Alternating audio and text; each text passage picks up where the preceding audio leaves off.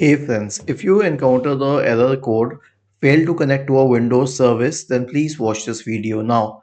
The ideal solution is to reset WinSock, but wait, I will suggest a network reset before everything else. Why? Because a network reset will include all solutions like resetting the IP address, flushing the DNS, resetting WinSock, everything. So this is one solution for all problems.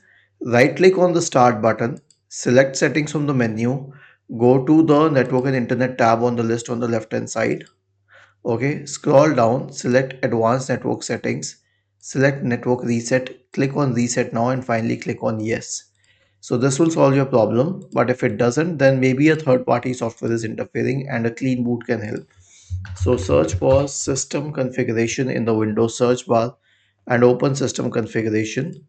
Go to the services tab. Check the box associated with hide all Microsoft services.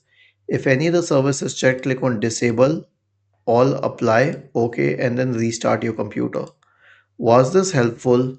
If yes, then please subscribe to the channel. If not, then let us know in the comment section of the video on how we could help you further. Thank you for watching this video and have a nice day.